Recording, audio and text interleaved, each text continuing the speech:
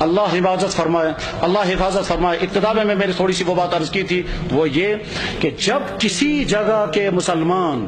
نماز پڑھ سکتے ہوں، رکاوٹ کوئی نہ ہو، پھر بھی نہ پڑھے۔ جب کسی جگہ کے مسلمان روزہ رکھ سکتے ہوں اور سستی کی وجہ سے روزے نہ رکھیں، جب کسی جگہ کے مسلمان زکوٰۃ دے سکتے ہوں پھر بھی نہ دیں، جب کسی جگہ کے مسلمان حرام کاموں سے بچ سکتے ہوں پھر بھی نہ بچیں، جب کسی جگہ کے مسلمان قرآن پڑھ سکتے ہوں پھر بھی قرآن کے ساتھ ان کا تعلق قائم نہ ہو، جب کسی جگہ کے مسلمان اپنی نبی کی ایک سنت پر عمل کر سکتے ہوں پھر بھی نہ کریں، تو اللہ تعالیٰ شانوں کی طرف سے کبھی خطرناک فیصلے آتے ہیں۔ وہ یہ کہ جب تم آزادی کے دور میں میرے دین پر عمل کر سکتے تھے پھر بھی تم نے عمل نہیں کیا، تو میں ایسے حالات لے آؤں گا کہ تم چاہو گے بھی عمل کرنا تو کر نہیں سکو گے۔ اس کی مثال نمبر 1 اندلس کی میں نے پیش کر دی تھی کہ اندلس میں 800 سال تک مسلمانوں کی حکومت رہی، اور بعد میں جب خرابیاں شروع ہو گئی تو وہ حالات آ گئے کہ اگر وہ قرآن پڑھنا چاہے تو نہیں پڑھ سکتے تھے، اپنی عورتوں کی عصمتیں بچانا چاہیں تو نہیں بچا سکتے تھے، بلکہ کیا ان کی تو جان بھی باقی نہیں رہی، اور وہاں کے مسلمان یا تو مارے گئے یا عیسائی بن گئے یا وہاں سے فرار ہو گئے، اور اس طرح سے 800 سال کا مسلم ملک جو اذانوں سے آباد تھا وہ 800 سال کا مسلم ملک کفرستان بن گیا۔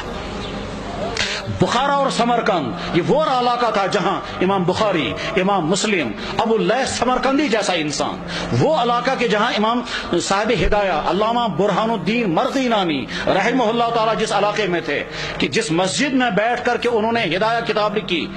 اور 13 سال لگے کتاب لکھتے ہوئے، اور 13 سال مسلسل انہیں روزہ رکھا، گھر والوں سے کھانا آتا تھا وہ کھانا رکھ دیتے تھے، جب گھر والے واپس چلے جاتے تھے یہ کھانا کسی غریب کو کھلاتے تھے۔ 13 سال بیٹھ کر کے انہوں نے کتاب ہدایہ نام کی کتاب لکھی تھی جو حدیث اور عقلی علوم کا مجموعہ ہے۔ علامہ انور شاہ صاحب کہا کرتے تھے، فرماتے تھے میں ہر کتاب کا جواب لکھ سکتا ہوں لیکن چند کتابوں کا جواب مجھ سے نہیں لکھا جا سکتا ہے، ان میں سے ایک کتاب ہدایہ بھی ہے۔ جس مسجد میں صاحب ہدایہ نے وہ کتاب لکھی تھی اس مسجد میں شراب کھانا چلتا ہے۔ غرض یہ کہ جب بخارا اور سمرقند جیسے علاقے میں وہ حالات آ گئے کہ وہاں قرآن رکھ نہیں سکتے، کلمہ پڑھ نہیں سکتے، مسجدوں میں تالے لگ گئے، تو اللہ تعالیٰ شانوں کو طاقت ہے، اگر غضبناک ہو جائیں تو ان علاقوں میں بھی یہی حال ہو سکتا ہے جن علاقوں میں مسلمانوں کو موقع ہے وہ اپنے دین پر چلیں۔ میرے بھائیوں، اس غلط فہمی میں مت رہیں کہ ہمارے لیے وہ حالات نہیں آ سکتے ہیں، ہماری پچھلی تاریخ میں ایسے حالات آ چکے ہیں۔ چاہے کشمیر کی پچھلی تاریخ میں ایک زمانہ ایسا آیا تھا جب سکھوں کا دور تھا، مسجدوں میں تالے لگے تھے، اور جو نماز پڑھنا چاہتا تھا اس نماز پڑھنا اس کی جسم سے کھال نکالی جاتی تھی سب لوگوں کے سامنے تاکہ باقی لوگ نماز نہ پڑھیں۔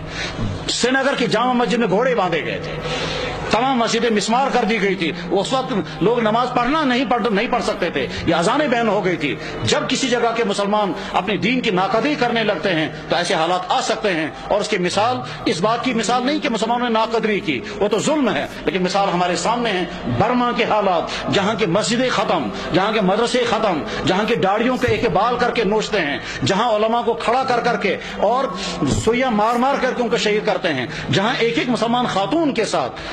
20 30 بلکہ 100 آدمی بدکاریاں کرتے ہیں اور کھلے عام کرتے ہیں، جہاں مسلمان عورتوں کو کھڑا کر کے آگ لگا کر جلا دیتے ہیں، جہاں مسلمان عورتوں کی گودوں کے اندر ان کے بچوں کو ذبح کر دیتے ہیں، اور ساری دنیا کے مسلمان دیکھ رہے ہیں مگر کوئی کچھ نہیں کر سکتا۔ جب ان مظلوم مسلمانوں کے لیے کوئی آواز نہیں اٹھا رہا ہے تو آپ بے فکر یہ مت رہیں ہمارے ساتھ اگر کبھی ایسا ہوا تو ساری دنیا کے مسلمان سرگرم ہو جائیں گے۔ آج کا مسلمان بے حس ہو چکا ہے، آج کا مسلمان دنیا کے حکمران، ان کے بیوروکریٹ، ان کے تمام ہائی کلاس طبقے وہ اپنی عیاشوں میں ڈوبے ہوئے ہیں، کسی سے کوئی امید نہیں ہے۔ اپنے دین پر جمنے کا فیصلہ کر کے اٹھیں،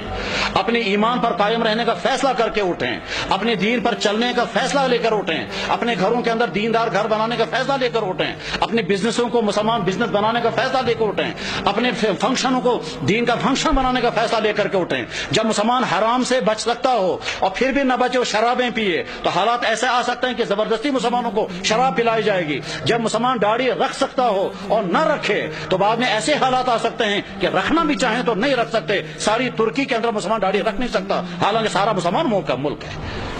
ایسے حالات آ سکتے ہیں، اس لیے اپنے دین کے ساتھ وفاداری کا فیصلہ کرو، ورنہ تو ایسا ہو سکتا ہے کہ اللہ جب تم میرے دین کے ساتھ وفاداری نہیں کرو گے تو میں تم پر ایسے حالات لا سکتا ہوں کہ تم چاہو گے بھی میرے دین پر عمل کرنا تو کر نہیں سکو گے۔ اللہ جل شانہ اس برے انجام سے ہم سب کی حفاظت فرمائے، ہمارے اکابرین کی حفاظت ہو، مدارس کی، مساجد کی، دین کے و دینی اداروں کی، دین کے کام کرنے والوں کی اور دین پہ چلنے والوں کی مدد فرمائے۔ وآخر دعوانا ان الحمد للہ رب العالمین برحمتک یا ارحم الراحمین، آمین۔